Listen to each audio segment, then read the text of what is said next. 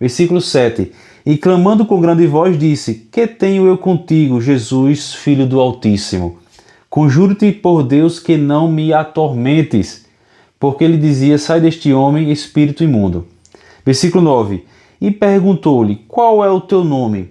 E lhe respondeu-lhe dizendo: Legião é o meu nome, porque somos muitos. E rogava-lhe muito que não os enviaste para fora daquela província. Então nós vimos aqui, meus irmãos, aqui no livro de Marcos, capítulo 5, versículo 9, nós vimos aqui: qual é o teu nome? Respondeu: Legião é o meu nome, porque somos muitos. Por que que Jesus perguntou ao espírito, né, imundo, né? Era um homem ali em Gadara que estava endemoniado. E nós vimos aqui que ele já durante muito tempo estava atormentado por espíritos imundos, malignos. E quando ele viu Jesus, ele perguntou, olha, Jesus, ele adorou, né? Jesus, Filho do Altíssimo.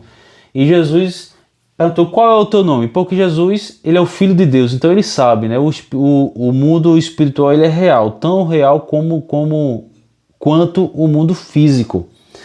Diz assim, olha, eu estava dando uma olhadinha aqui, diz o seguinte, veja, preste atenção. Olha aqui, olha. Aqui é uma pergunta: clamar pelo nome de um deus pagão. Nome pagão, certo? Clamar pelo nome de um deus pagão lhe daria mais poderes? Por que eu coloquei essa pergunta aqui? Porque em algumas culturas pagãs tinha a crença de se acreditava da seguinte forma: que enquanto mais pessoas adorassem ou clamassem pelo nome de um deus, lhe daria mais poderes.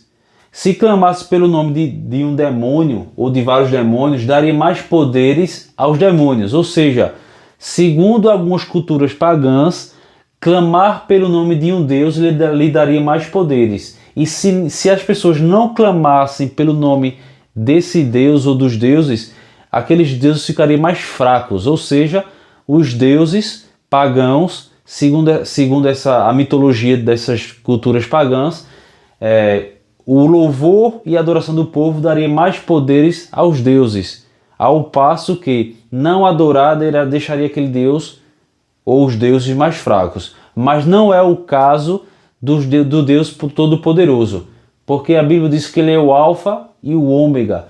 A Bíblia diz que todo o poder, toda a glória pertence a ele. Então, se as pessoas adorarem a Deus, ele é Deus, e se as pessoas não adorarem a Deus, ele continua sendo Deus da mesma forma. Então, olha aqui, olha. Clamar a um Deus pelo nome lhe daria mais poderes? Uma pergunta. Antigamente se acreditava que saber o nome de um demônio dava mais autoridade ao exorcista, mas não era o caso de Jesus. Certo? Em algumas culturas acreditava o seguinte: estava uma pessoa endemoniada, aí chegava um exorcista, aí se ele soubesse o nome do demônio, era como se o exorcista tivesse mais moral, mas não era o caso de Jesus. Na cultura pagã tinha deuses bons e ruins. Clamar pelo seu nome lhe dava mais poderes, ou seja, clamar pelo demônio lhe daria mais poder e diminuiria a influência dos deuses bons. Por isso, o nome de muitos deuses pagãos nunca eram pronunciados e mantidos em segredo. Então, nessas culturas que tinha essa crença de que você clamar ou louvar um deus ou um demônio lhe daria mais poderes, eles guardavam os nomes de alguns demônios em segredo para que as pessoas não clamassem pelo nome desses demônios, acreditando que daria mais poderes. Porque se as pessoas clamassem pelo nome desses demônios, eles poderiam ficar mais fortes e causar devastação e sofrimento ali no meio do povo. Então o nome de alguns demônios eram escondidos para que as pessoas não pronunciassem. Mas não era o caso de Jesus. Toda a glória, toda a honra e toda a glória pertence a Deus. A Bíblia diz que foi dada autoridade. Jesus diz o seguinte: olha, Jesus, foi-me dado todo o poder nos céus e na terra. Então Jesus tem toda a autoridade. Então, Marcos capítulo 5, versículo 9, Jesus perguntou: qual é o teu nome? Olha aqui, olha, qual é o teu nome? Qual é o teu nome? Olha aqui a resposta. Olha aqui, ó. Ao perguntar o nome, Jesus mostrou aos seus discípulos e aqueles que com ele estavam, que quem estava no comando na vida daquele homem. Ao perguntar o nome, Jesus mostrou aos ouvintes quem estava no comando, revelando para todos ali, olha aí, revelando uma possessão generalizada, conjunta e múltipla. Quando ele diz assim, olha, legião é o meu nome porque somos muitos, então aquele homem ali estava diante de uma possessão generalizada, conjunta e múltipla, ou seja, vários demônios, espíritos imundos e malignos estavam possessos na vida, eles estavam exercendo poder, influência maligna na vida daquele ser humano. Olha aqui, o que difere de uma praga? O que é uma praga? Por exemplo, a gente vai comer uma fruta, tem algum animal ali comendo fruto. Ah, rapaz, o animal ali, o inseto está comendo a fruta. Mas o que difere de uma praga é a quantidade. Ou seja, por que as pessoas usam tanto agrotóxico quando vai fazer plantações?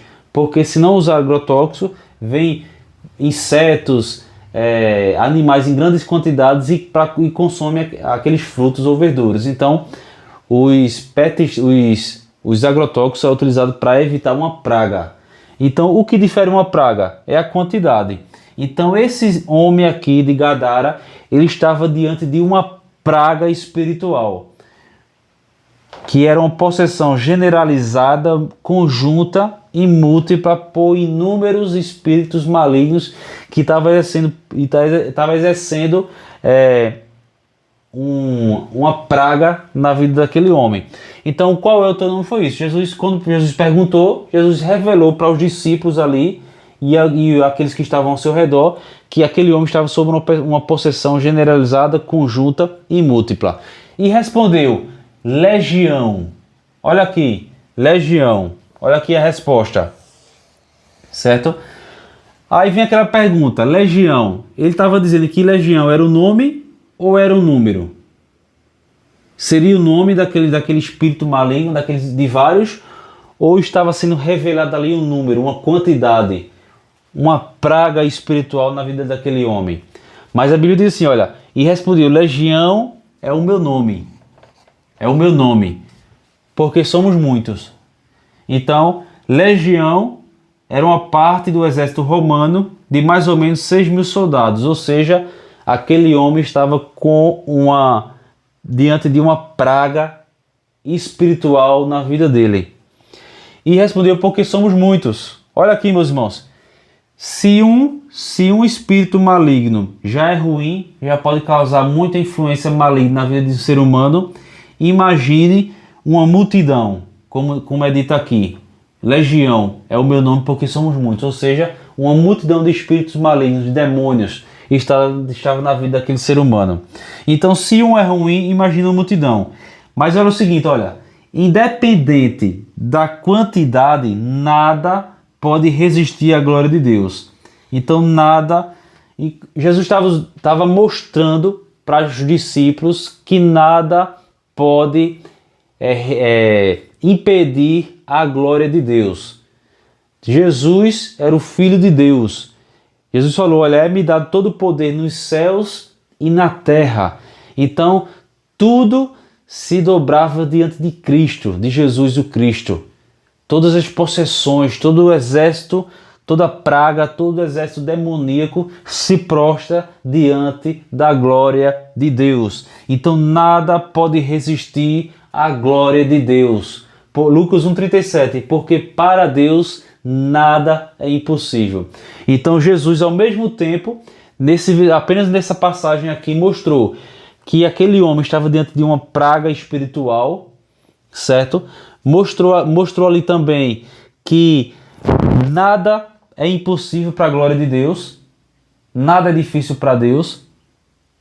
Então nós vamos dizer o seguinte, para finalizar, nada pode resistir à glória de Deus.